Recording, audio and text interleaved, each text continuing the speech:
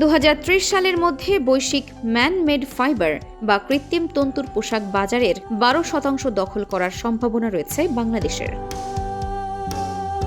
Bangladesh foreign trade institute BFTI এক গবেষণায় এই তথ্য উঠে এসেছে। BFTI এর প্রতিবেদনে বলা হয় 2030 সাল নাগাদ বৈশ্বিক MMF পোশাক বাজারের আকার দাঁড়াবে প্রায় 375 বিলিয়ন মার্কিন ডলার। বিশ্ববাজার দ্রুত তুলাভিত্তিক পোশাক থেকে সরে কৃত্রিম তন্তুর দিকে ঝুঁকছে। বাংলাদেশের তৈরি পোশাক খাত এখনও প্রধানত তুলাভিত্তিক পণ্যের ওপর নির্ভরশীল হওয়ায় এই রূপান্তর রপ্তানি পণ্যে বৈচিত্র্য আনার বড় সুযোগ তৈরি করেছে।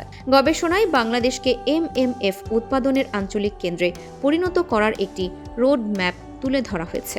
লক্ষ্য অর্জনে যেসব বিষয়ের ওপর জোর দেওয়া হয়েছে: নীতিগত সংস্কার ও শুল্ক কাঠামো, কাঁচামালের শুল্ক যৌক্তিক করা এবং FDI অনুমোদন দ্রুত করা, শিল্প ও প্রযুক্তিগত বিকাশ, ব্যাকওয়ার্ড লিঙ্কেজ সুদৃঢ় করা, পলিয়েস্টার স্ট্যাপল ফাইবার ও সিনথেটিক সুতার উৎপাদন বাড়ানো এবং বন্ডেড ওয়্যারহাউস সুবিধা সম্প্রসারণ, বিনিয়োগ ও জনশক্তি, সহজ শর্তে বিশেষায়িত অর্থায়ন ও দক্ষ জনশক্তি গড়ে তোলা। প্রতিবেদনে বলা হয়, LDC পরবর্তী বাণিজ্য চ্যালেঞ্জ মোকাবিলায় এবং অ্যাক্টিভ ওয়্যার, স্পোর্টস ওয়্যার ও টেকনিক্যাল টেক্সটাইলের মতো উচ্চ মূল্যের পণ্য উৎপাদনে MMF খাতের সম্প্রসারণ এখন সময়ের দাবি।